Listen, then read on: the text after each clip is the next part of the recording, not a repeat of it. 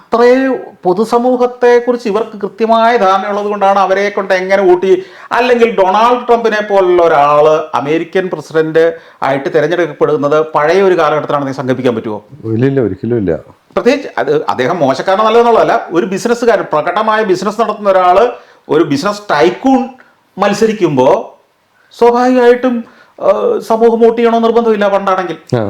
അത് മാത്രമല്ല, ഇയാളുടെ മറ്റതെല്ലാം വിട്ടു അയാളുടെ ഒരു വ്യക്തിപരമായ അയാളുടെ ഒരു പെരുമാറ്റം തന്നെ മാന്യത ഒട്ടുമില്ലാത്ത രീതിയിലുള്ള പെരുമാറ്റമാണല്ലോ. അത് കണ്ടിട്ട് അമേരിക്കക്കാർ വോട്ട് ചെയ്യുന്നു എന്നുള്ളത് അത്ഭുതം തോന്നിയിട്ടുണ്ട്. ഈ അമേരിക്കക്കാര് എന്ന് പറയുന്ന പൊതുസമൂഹം നമ്മളെയൊക്കെ പോലെ തന്നെയാണ്. ഒറ്റ വ്യത്യാസമേ ഉള്ളൂ, അമേരിക്കയിലെ ബുദ്ധിജീവി വിഭാഗത്തിന് അല്ലെങ്കിൽ ടെക്നോക്രാറ്റുകൾക്ക് അല്ലെങ്കിൽ സംരംഭകർക്ക് അപ്പർ ഹാൻഡ് ഉള്ളത് കൊണ്ട് ആ രാഷ്ട്രത്തിൻ്റെ ഇൻഫ്രാസ്ട്രക്ചറും സാങ്കേതിക വിദ്യയും സൗകര്യങ്ങളും കുറച്ച് മെച്ചമാണെന്നേ ഉള്ളൂ. അതാണ് വ്യത്യാസം. അല്ലാതെ അവിടുത്തെ സാധാരണ കർഷകനും നമ്മുടെ ഒരു സാധാരണ കർഷകനും തമ്മിൽ ബുദ്ധിപരമായി വലിയ വ്യത്യാസമൊന്നുമില്ല. ചിലപ്പോൾ അവനേക്കാൾ വിവരവും കുറച്ചുകൂടെ ലോക വിവരവും നമ്മുടെ നാട്ടിലെ കർഷകർക്കായിരിക്കും. അവിടുത്തെ ഒരു ടാക്സി ഡ്രൈവർക്കുള്ളതിനേക്കാൾ വിവരം നമ്മുടെ ഓട്ടോറിക്ഷ ഡ്രൈവർക്കുണ്ടെന്ന് എത്രയോ തവണ ഞാൻ അനുഭവിച്ചിട്ടുള്ളതാണ്.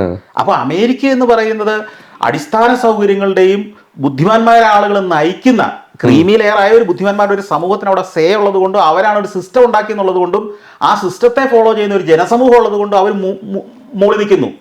നമ്മളെ ഈ നയിക്കുന്നത് വലിയ ഈ പറഞ്ഞ സിസ്റ്റം ഡെവലപ്പ് ചെയ്യാത്ത പ്രൊഫഷണൽ അല്ലാത്ത ആളുകളായതുകൊണ്ടും പ്രൊഫഷണൽ സിസ്റ്റംസ് നമുക്ക് ഉണ്ടാക്കാത്തതുകൊണ്ടും നമ്മൾ കുറച്ചുകൂടെ അലമ്പായിട്ട് കാര്യങ്ങൾ നടത്തുന്നു. അത്രയുള്ള വ്യത്യാസം. അപ്പോൾ ഹൈവേയിൽ നോക്കിയാൽ തന്നെ അറിയാമല്ലോ.